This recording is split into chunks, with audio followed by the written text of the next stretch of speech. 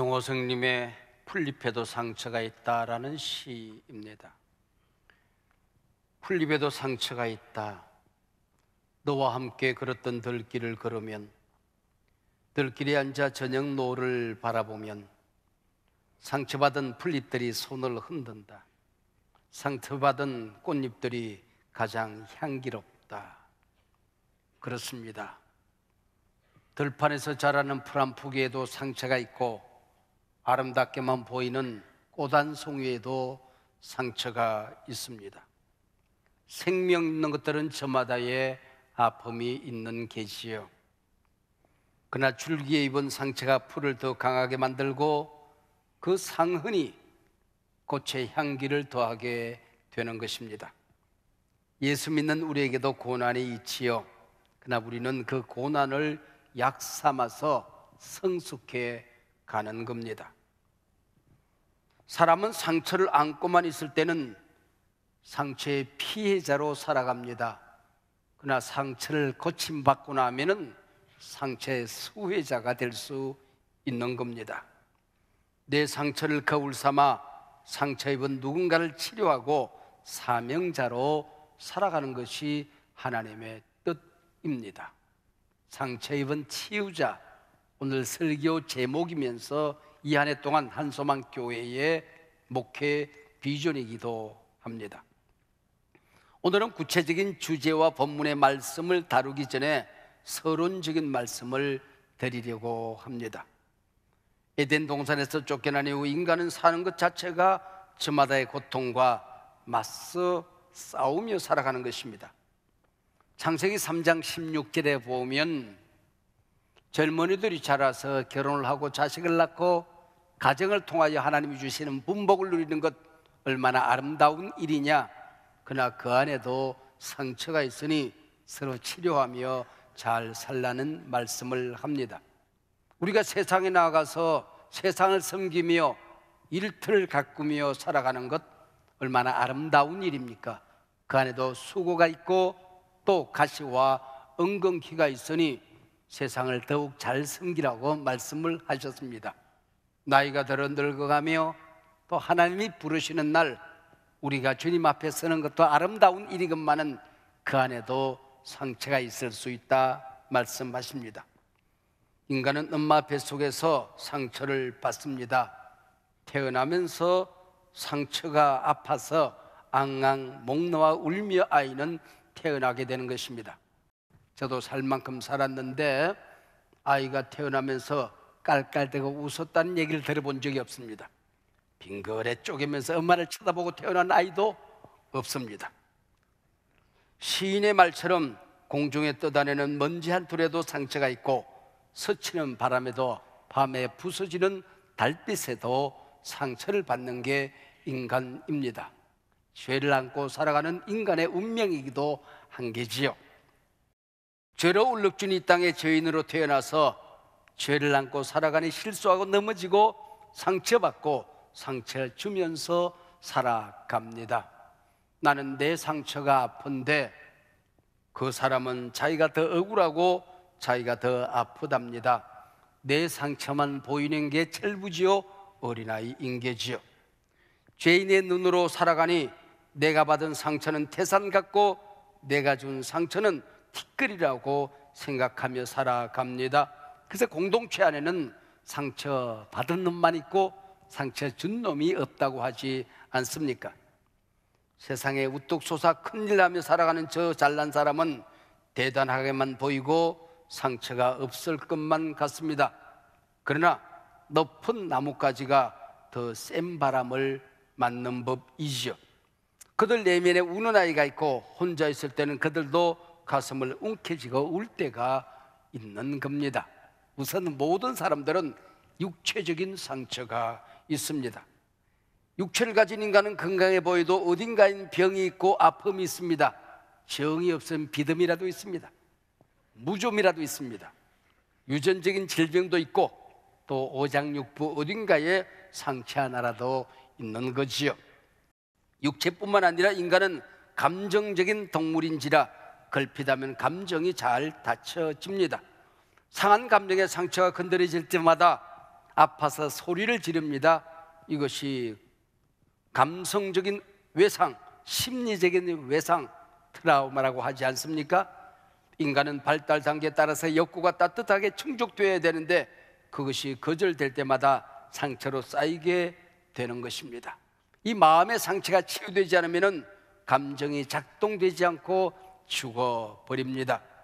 별것 아닌 말 한마디에 분노를 폭발하고 한순간 짐승이 되고 자기 인생을 파탄내는 어리석은 사람들이 허다히 있습니다. 상처받은 것은 과거 어제인데 그 상처가 오늘의 나를 지배합니다. 내일 찬란하게 펼쳐져야 될 내 인생의 미래를 닫아버릴 수가 있는 겁니다. 2024년 한국교회 10가지 트렌드라는 책 속에서 두 번째가 외로운 크리스찬입니다. 사람 관계가 따뜻하지 않은 세상입니다. 혼밥, 효시민의 각자 도생시대입니다. 현대인들의 가장 보편적인 질병이 우울증이라고 하는 거지요. 나이 들어가는 시니어들은 물론 행복하게 마냥 찬란하게만 살아야 될 젊은이들도 우울증에 시달리는 세상입니다. 그래서 상처, 우울증, 분노가 당연하다는 게 아니라 우리 그리스도인만이라도 병든 세상에 갇혀 살지 말고 세상을 치유하며 살자는 것입니다. 주의 손과 발 되어 세상을 치유하며 그렇게 살아보자, 그 얘기죠. 감정적인 이 상처는 주로 가까운 사람에게서 온다지요. 치유소양에서 제가 그렇게 말합니다. 우리의 상처는 아프리카 콩고 대통령에게 받는 것이 아니다. 내 주변에 있는 가장 가까운 사람, 소중한 사람에게서 상처가 온다라고 가르칩니다. 배우자, 부모, 자식, 상사, 동료, 부하, 선생님, 친구 중에서도 가장 친한 짝꿍, 그들은 내 인생의 축복이여 기회가 될 수도 있지만은 내 인생의 위기가 될 수 있다는 뜻입니다. 여러분, 순기능 가정 혹은 역기능 가정이라는 말을 들어보셨죠? 하나님께서 창조하신 가정의 목적을 이루며 정상적인 가정 안에서 행복하게 잘 성장하고 성숙해 가는 가정을 순기능 가정이라고 합니다. 반면 정신적으로 인격적으로 병든 가족 구성원들 사이에서 상처를 주고받으며 썸뿌리를 낳고 살아가는 것, 이것이 바로 역기능 가정입니다. 우리 그리스도인 가정에는 해당되는 말이 아니지만은 가정에 있는 이 썸뿌리가 내 자식들에게 또 자식의 자식에게 흘러가는 것, 이것이 바로 가게에 흐르는 저주라고 하는 겁니다. 도로시 놀테라는 사람이 쓴 역기능 가정, 순기능 가정에 대한 아름다운 글은 이 설명을 잘 하고 있습니다. 꾸지람 받으며 자란 아이 비난을 배우고, 미움 받으며 자란 아이 갈등을 배우고, 두려움 속에 자란 아이 염려를 배우고, 놀림 받으며 자란 아이 시기심을 배우고, 수치 속에 자란 아이 죄책감을 배운다. 칭찬받으며 자란 아이 자신감을 배우고, 너그러움 속에 자란 아이 인내심을 배우고, 격려받으며 자란 아이 감사를 배우고, 사랑받으며 자란 아이 배려를 배우고, 관심 가운데 자란 아이 자긍심을 배우고, 인정받으며 자란 아이 자신을 소중히 여긴다. 함께 나누며 자란 아이 관대함을 배우고, 정직함 속에 자란 아이 진실된 삶을 배우고, 공정한 대우를 받으며 자란 아이 정의를 배우고, 친절함 속에 자란 아이 남 존중하는 법을 배우고, 평안함 속에 자란 아이 사람 신뢰를 배우고, 다정함 속에 자란 아이 세상은 살기 좋은 곳이라 생각한다. 저희들 학창 시절 필독서 가운데 하나가 사선을 넘어라는 책이었습니다. 일본의 성자요 빈민의 아버지라 불리우지는 가가와 도요히코의 책이지요. 그는 태어나고 보니 엄마가 기생입니다. 누군가의 첩이었습니다. 어린아이가 본처의 가족으로부터 구박과 비난, 멸시와 천대를 받으며 자랍니다. 그런 못난 아버지마저 그의 나이 4살 때에 세상을 떠납니다. 그리고 그의 나이 5살 그 이듬해에 어머니가 세상을 떠나죠.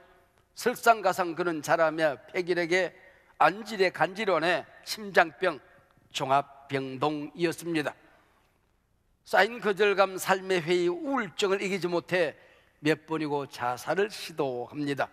양지 바른 곳에 웅크리고 앉아있는데 선교사와 전도대가 지나가며 하나님은 당신을 사랑하십니다 라고 외칩니다. 자리를 박차고 벌떡 일어나서 하나님은 기생의 아이도 사랑하나요? 병들어 죽어가는 아이도 사랑하나요? 그래서 전도대를 따라 나섰다가 복음 듣고 선교사님에게 영어를 배웁니다. 21살 되던 해에 병약하에 죽는 줄 알고 임종 예배를 드렸습니다. 그는 자신이 예수님과 함께 십자가에 매달리는 꿈을 꾸고 치료의 기적을 체험합니다. 상처 입은 자가 자신의 상처를 고침받고 병든 일본 사회, 상처 입은 영혼들을 치유하는 삶을 살아가게 되는 것이죠. 성자로 또 많은 책을 썼던 기독교 저술가로 빈민의 아버지로 70이 훌쩍 넘도록 살며 상처 입은 치유자로 살아간 대표적인 인물입니다. 이 엮이는 가정에서 자란 사람이 상처를 치료받고 구원받기 위해 교회에 옵니다. 교회 왔다고 금방 치유가 되던가요? 속에 든 것이 상처밖에 없으니 주고받는 게 상처밖에 없는 겁니다. 만나는 사람마다 자신도 상처를 받고 또 교회 공동체에 상처를 남깁니다. 입만 열면 부정적인 말입니다. 비난의 언어만 난무합니다. 저런 나쁜 놈이 있나 싶어서 살펴보면 나쁜 놈이 아니라 불쌍한 놈이라는 것을 우리는 금방 알 수가 있습니다. 병들고 상한 영혼이었던 게지요. 이런 사람들은 어디에 가나 적응하지 못합니다. 결국 교회를 떠나갑니다. 떠날 때는 말없이 가야 되는데 누군가에게 침을 뱉고 떠나갑니다. 성품이 그것밖에 안 되는 거죠.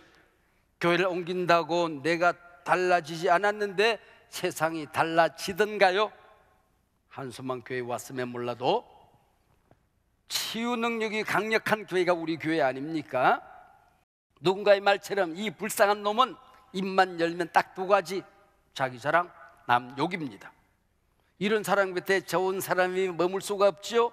심지어는 아예 신앙을 버립니다. 교회의 엔티가 되어서 살아가는 많은 사람들을 보았습니다. 리더십을 연구한 어느 기관에서 지난 20세기 동안에 정치, 경제, 사회, 문화, 종교 등등에서 영웅적인 리더십을 발휘한 사람들을 연구했습니다. 그랬더니 몇 가지 공통점이 있더라는 것입니다. 첫째가 어릴 때 자신이 겪은 불행을 디디고 일어선 사람들이라는 겁니다. 그 중에는 일찍 아버지를 잃은 사람들이 적잖이 있었습니다. 어릴 때 모진 상처를 입고 살았지만은 평생 상처 타령하지 않고 살더라는 겁니다. 상처의 수혜자가 되어서 그 상처를 디딤돌로 삼아서 우뚝 서 있었습니다. 둘째, 다른 사람을 설득하는 웅변력, 말의 능력을 가지고 있었습니다. 그의 언어는 언제나 긍정적이고 합리적이었습니다. 그들 입에서는 어떤 상황에서도 부정적이지 않았습니다.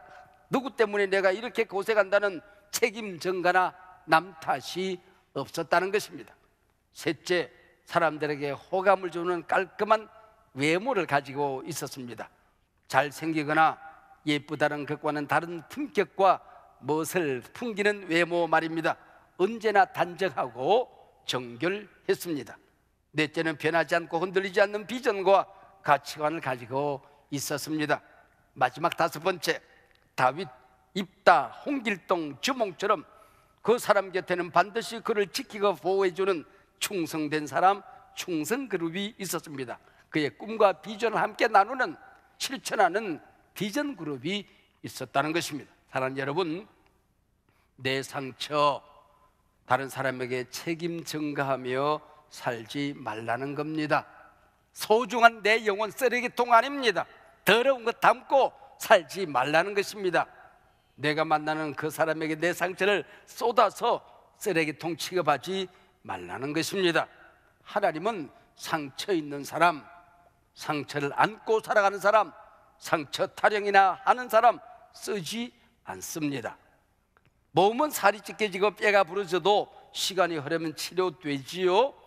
그러나 영혼의 상처, 마음의 상처는 시간이 흐른다고 저절로 치료되지 않습니다. 점점 더 커집니다. 번집니다. 더 깊어집니다. 치료하고 회복하리라. 나는 상처의 피해자가 아니라 수혜자로 살아가리라 결단하기 시작해야 된다는 것입니다. 결심이 상처를 치료하는 출발점입니다. 상처받는 것은 내 잘못 아니지만은 상처를 안고 상처 타령하며 살아가는 것은 오롯이 내 잘못입니다. 인간은 누구나 상처를 받습니다. 그러나 복음 안에 치료될 수 없는 상처는 없습니다. 이것을 치료하기 위해서 우리 예수님께서 우리 곁에 오셨습니다. 이게 오늘 본문이죠. 이사야 61장 1절 말씀입니다. 주 여호와의 신이 내게 임하셨으니 이는 여호와께서 내게 기름을 부어사입니다. 예수님께서 회당에 갔더니 아마 회당장이었던 모양이죠. 두루마리 성경 한 권을 건네주는데 이사야서였습니다. 그리고 예수님이 두루마리 성경을 쭉 펴더니 이사야 61장 1절에 와서 머물고 읽어 내려가는 겁니다. 그리고 말씀하십니다.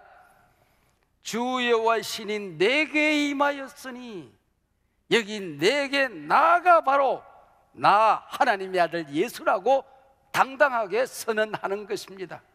이제 성령이 임하여 하나님의 사랑으로 성령의 기름 부으심으로 내가 이 세상을 치료하기 시작하리라. 이 말씀이 이제 응답되리라고 말씀하고 있는 것입니다.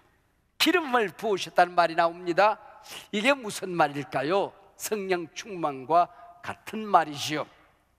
우리 영혼에 그릇이 있습니다. 여기에 기름이 부어집니다. 이 기름은 마르지 않습니다. 계속해서 부어지는 것입니다. 그럼 이게 흘러 넘치는 것이죠. 가득 찬 기름 항아리는 조금만 흔들거려도 흘러 넘칩니다.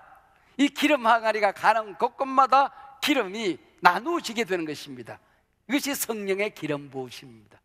우리 주 그리스도의 구원의 능력이, 치료의 능력이, 병든 자를 고치는 능력이, 회복시키고 세상을 변화시키는 능력이 움직이는 곳곳마다, 가는 곳곳마다 흘러 넘치게 되는 것입니다. 불이 붙으면 뜨거워집니다. 밝아집니다. 모든 것을 소멸시키는 죄를, 상처를 불태워 없애버리는 능력이 여기서 나타나게 되는 것입니다.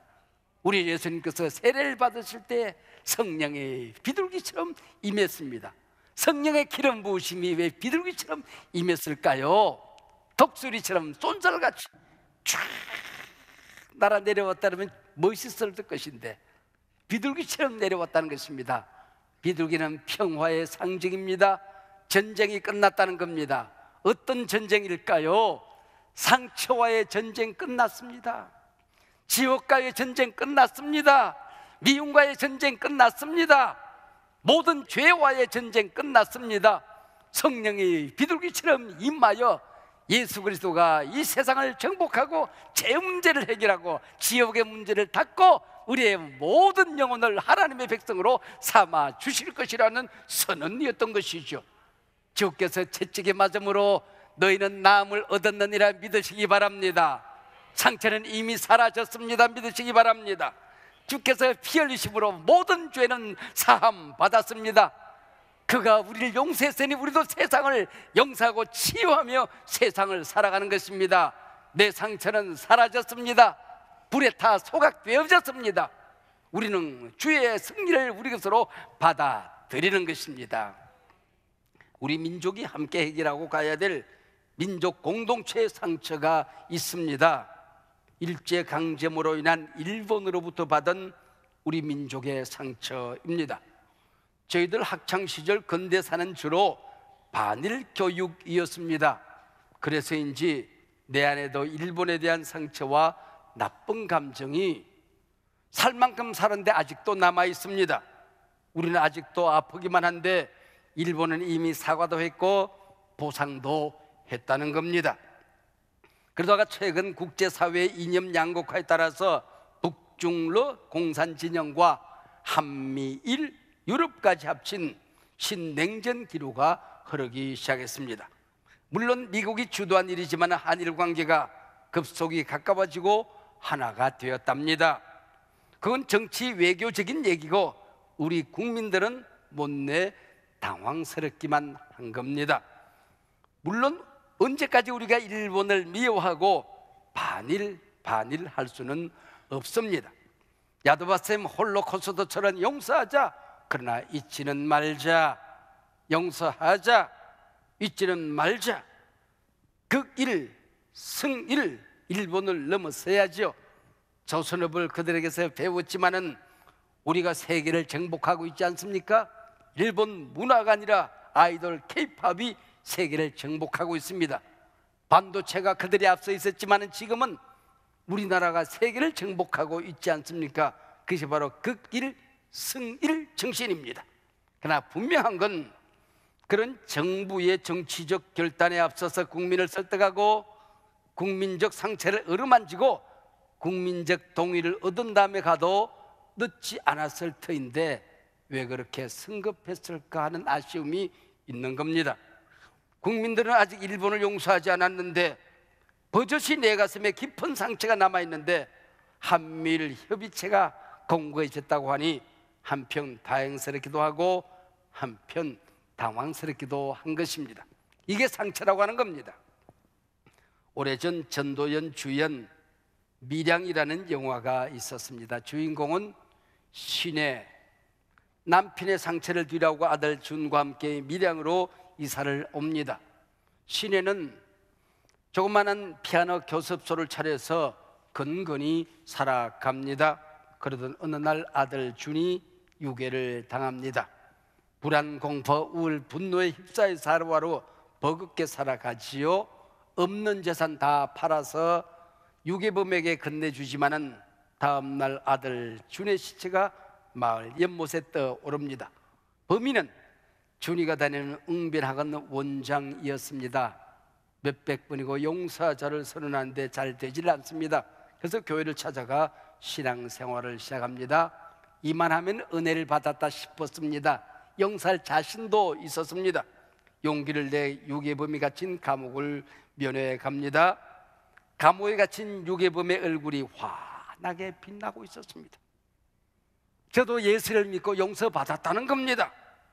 그 말에 신혜는 충격을 받습니다. 내적 혼란이 분노로 바뀝니다. 예배당을 찾아옵니다. 손바닥이 찢어질 만큼 장의자를 두들기면서 몸부림을 하죠. 왜? 하나님 당신이 뭔데? 내가 아직 용서하지 않은 사람을 용서해! 내가 용서하노라 말하고 싶었는데 범인이 먼저 용서를 받았다니 이게 뭡니까?